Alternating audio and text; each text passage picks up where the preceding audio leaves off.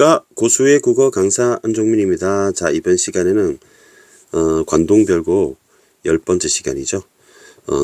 교과서 306쪽에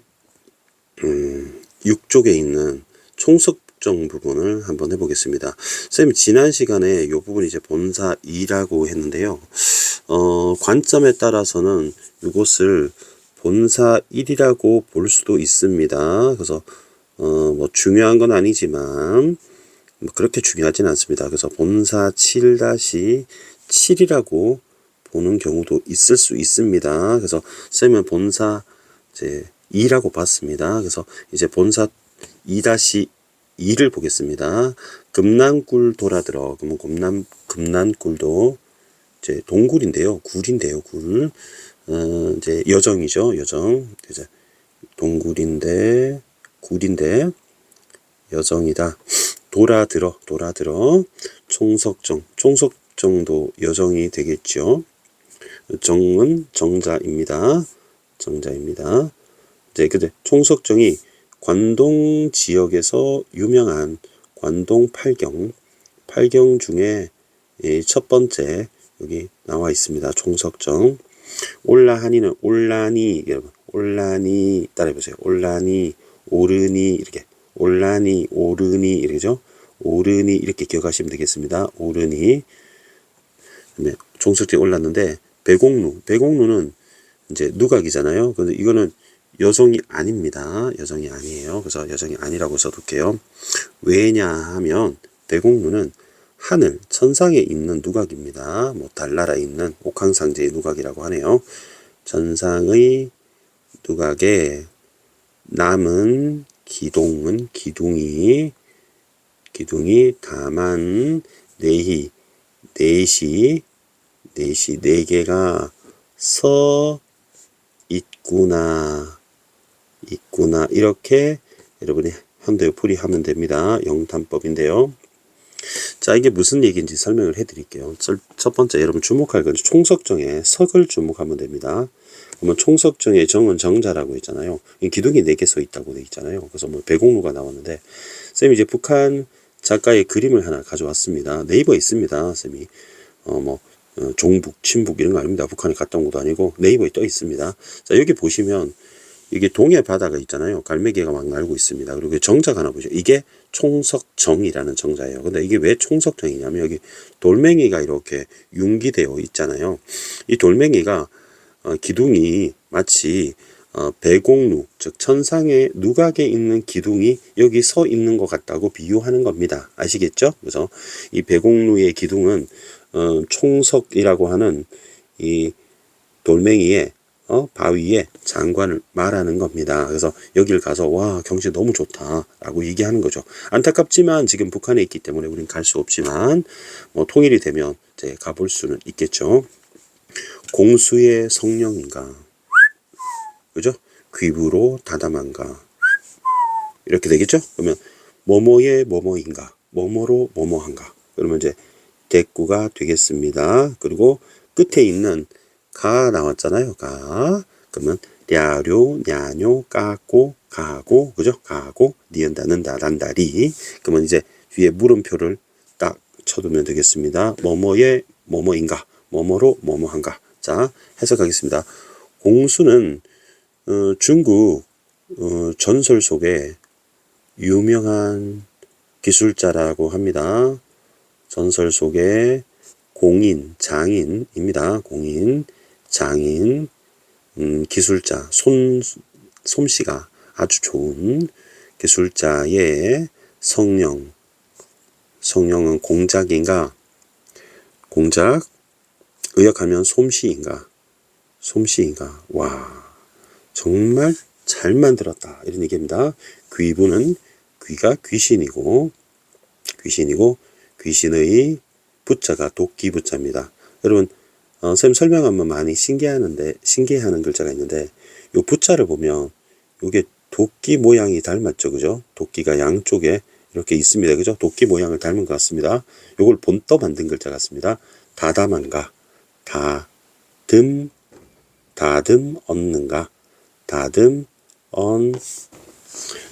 얻는가, 얻는가, 도대체 어떻게 만든 거야?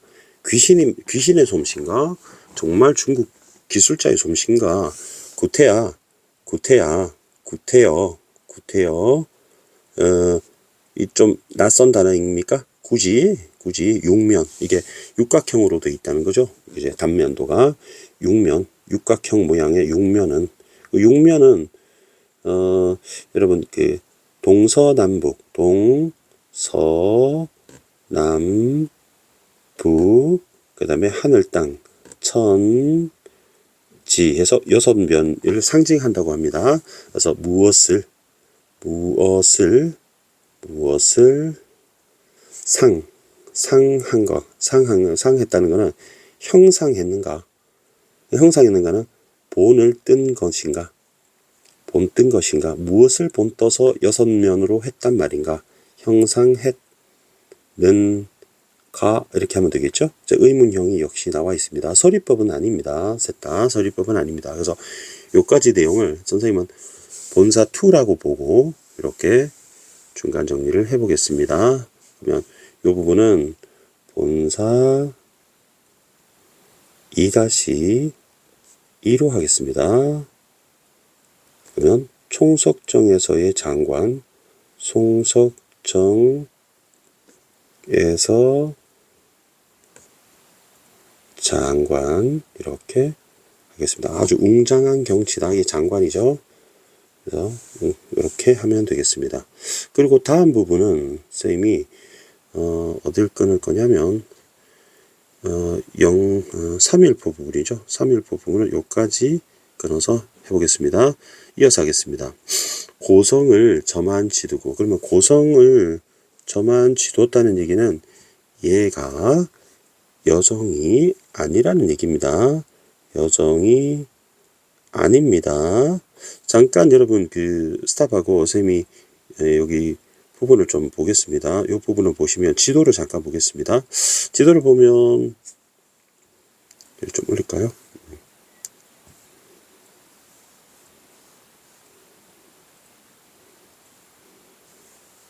지도를 보시면 이제 본사 2기이기 때문에 이게 총석정 좀 전에 봤잖아요. 그래서 3일포 고성으로 오게 됩니다.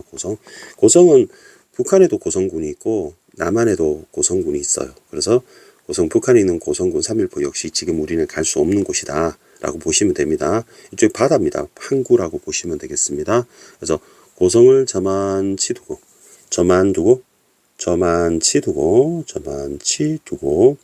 3일포를 찾아왔어요. 그러면 3일포는 여정이 되겠죠. 그래서 여정은 쌤 보라색으로 계속 칠해 왔습니다. 일종의 항구라고 보시고 포구, 항구라고 보시면 되겠습니다.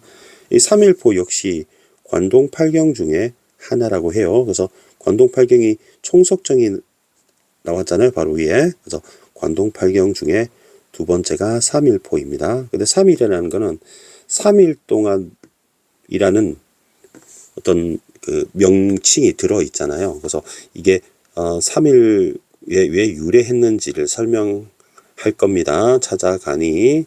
그다음에 단서는 붉은 글씨인데요. 붉은 글씨가 완연하다, 뚜렷한데 이런 뜻입니다. 완연하다. 봄이 완연한 봄. 그럼 우리 뚜렷한 봄 이렇게 하겠죠. 완연한데 이렇게 하면 되겠죠. 그래서 붉은 글씨가 뭐라고 적혀 있냐면 이렇게 적혀 있답니다. 뭐라고 써있냐면은 꽃뿌리 영자에 그다음에 길 영자에 그다음에 랑 그다음에 도 그다음에 남역 남자에 돌석자에 갈행, 이렇게 붉은 글씨로 새겨져 있다는 얘기입니다. 그래서 이게 무슨 뜻이냐면 옆에다 적어둘게요. 이 영랑호 남석행이라는 뜻은 이게 무슨 뜻이냐면 영랑의 무리가 남쪽 바위에 가다. 이렇게 적혀 있다는 얘기예요. 이렇게 적혀 있는데 뚜렷한데, 완연한 뚜렷이라고 위에다 적어 둘게요. 뚜렷한데, 사선은, 4명의 신선은, 4명의 신선은 어디 갔느냐, 이런 뜻이거든요. 4명의 신선이, 영랑이라는 화랑과, 그 다음에 남랑, 그 다음에 술랑,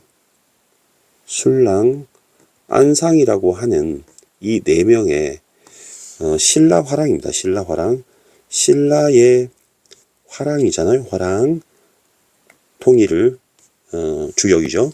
그래서 화랑이 어디 갔느냐 이런 뜻입니다. 어디 갔느냐. 그래서 얘는 여기 그러면 이 여기는 3일포가 되겠죠. 3일포에 그래서 사흘 머문 후 그러면 3일 머물렀다는 거잖아요. 그래서 이게 3일포의 유래죠. 3일포 명칭의 유래입니다. 명칭의 유래. 그래서 4명의 화랑이 여기 3일 동안 머물렀다고 3일포. 머문 후에 어디 가서 또 머물렀을까? 문맥상 과거가 되겠죠. 머물렀을까? 여기 이제 사선, 4명의 신선을 회상하는 부분입니다. 사선을 회고하고 추모하고 이렇게 보시면 되겠습니다. 그리고 선유담 영랑호 거기나 가 있었을까? 그다음에 청간정 만경대 몇 곳에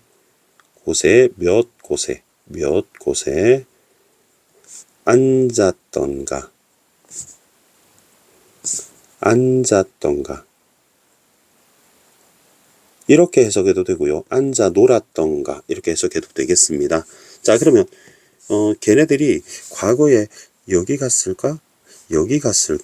거기 가서 놀았을까? 청간정 갔을까? 만경대 갔을까? 이기 때문에 이거는 여정이 아니죠. 그죠? 여정이 아닙니다. 이 부분은 여정이 아닌 겁니다. 그리고 참고로 청간정은 관동 8경 중에 또 하나라고 해요. 그래서 이건 3번이 되겠습니다. 거기 갔을까 하고 얘기를 하는 겁니다. 자, 그러면 요 파트 한번 정리를 해볼까요? 그래서 요거는 본사 쌤은 2-3으로 정리하겠습니다. 우리 보는 관점에 따른 본사 2-2로 볼 수도 있어요. 그러면 이거는 3일포에서